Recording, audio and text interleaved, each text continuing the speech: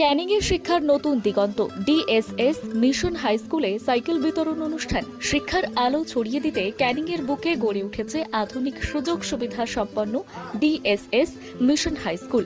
ছাত্রছাত্রীদের জন্য এখানে রয়েছে খাবার, বোর্ডিং, সোলার বিদ্যুৎ ব্যবস্থা, বিশুদ্ধ পানীয় জল সহ নানান প্রয়োজনীয় সুবিধা। বিশেষ করে গরিব এবং অনাথ শিশুদের জন্য রাখা হয়েছে বিশেষ ছাড় এবং বিনামূল্যে পড়াশোনার সুব্যবস্থা।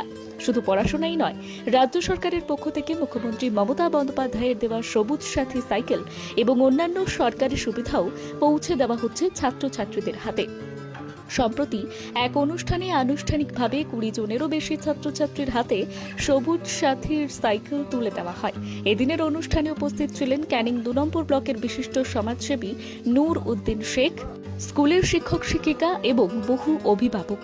ডিএসএস মিশন হাই স্কুল স্থানীয় মানুষের কাছে আজ এক বিশেষ আস্থার কেন্দ্র হয়ে উঠেছে। শিক্ষা, নীতি এবং শৃঙ্খলার সমন্বয়ে ভবিষ্যতের প্রজন্মকে গড়ে তুলেছে এই প্রতিষ্ঠান। Bureau report, justice voice. গ্রাম অঞ্চলের মেয়েদের ক্ষেত্রে বিশেষ করে এই যে সুবিধা, ধন্যবাদ মুখ্যমন্ত্রীকে। তোমার নাম কি? রেশমি লস্কর, বাড়ি কোথায়? দক্ষিণ আগরতলা। এটা কোন স্কুল? কোন স্কুলে পড়াশোনা করো? ডিএসএস মিশন এইচএস, আচ্ছা, এটা কোন জায়গা? পাতিখালি। আজকে কি দেওয়ার জন্য ডাকা হয়েছে তোমাদের? আজকে সাইকেল দেওয়ার জন্য সাইকেলটা কে দিয়েছে? মুখ্যমন্ত্রী মমতা বন্দ্যোপাধ্যায়। মানে আজকে কেন এসছো স্কুলে? সাইকেল নিতে। আচ্ছা, কে দিয়েছে সাইকেল? মুখ্যমন্ত্রী মমতা বন্দ্যোপাধ্যায়। কোন স্কুলে পড়াশোনা করছো? আমরা ডিএসএস মিশন এইচএস এ পড়াশোনা করছি। কি বলবে মমতা বন্দ্যোপাধ্যায়? অসংখ্য ধন্যবাদ দেবো আমাদেরকে সাইকেল দেওয়ার জন্য। তার মাথা থেকে এসছেন যে গ্রাম অঞ্চলের মেয়েরা তারা অল্প সময়ে কিভাবে স্কুলে যেতে পারবেন, যাতে পড়াশোনা করতে পারবেন। এই স্কিমটা চালু হয়ে খুবই উপকৃত হয়েছে এবং আমরা স্কুলের পক্ষ থেকে, আমাদের বেসরকারি স্কুল, তবুও মমতা বন্দ্যোপাধ্যায়ের তার স্কিম থেকে আমরা এই সাইকেলগুলো ছাত্রছাত্রীদের দিতে পেরে আমরা নিজেদের খুব গর্বিত বলে মনে করি। আমাদের স্কুলটা শুরু হয়েছিল নার্সারি স্কুল, তো তারপরে আমরা মাধ্যমিক করেছি, আগামী দিনে উচ্চ মাধ্যমিক, এবং সেই সঙ্গে সঙ্গে আমরা মিশনারিও করেছি। আগামী দিনে যে মিশনারি যে আবাসিক যে স্কুলগুলো আছে, রাজ্যের যে বড় বড় আবাসিক স্কুল, আমরা সেই মতো করে আমাদের একেবারে গরিব এলাকার খুব কম পয়সায় যাতে লেখাপড়া শিখতে পারে, আবাসিক থাকতে পারে, এটা আমাদের চিন্তা ভাবনা।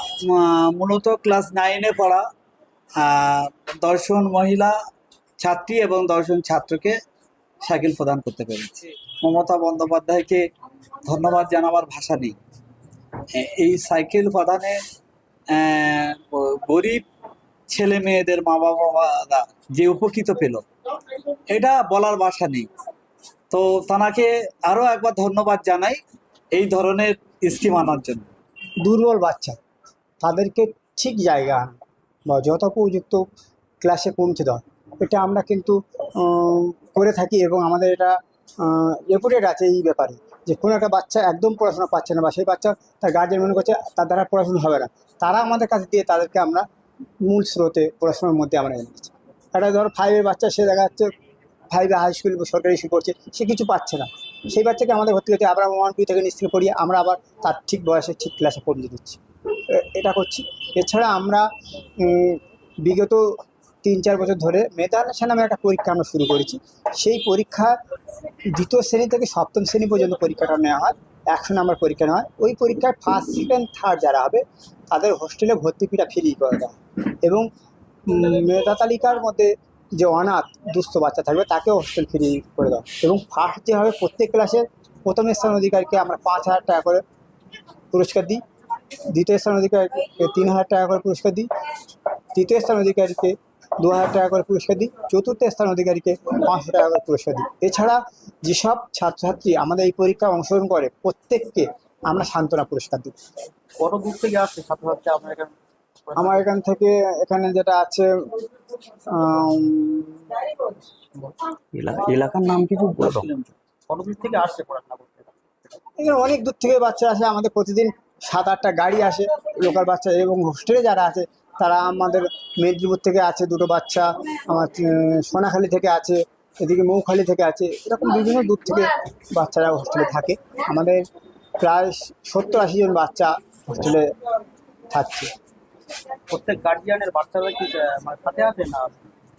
হ্যাঁ, গার্জেনরা নিয়ে আসে, আবার পড়া শেষে নিয়ে যায়, এবং কিছু কিছু বাচ্চা গাড়ির ব্যবস্থা আছে, তারা গাড়ি করে আসে বা গাড়ি করে বাড়িতে পৌঁছায়। গাড়িটা কি স্কুলের পক্ষ থেকে?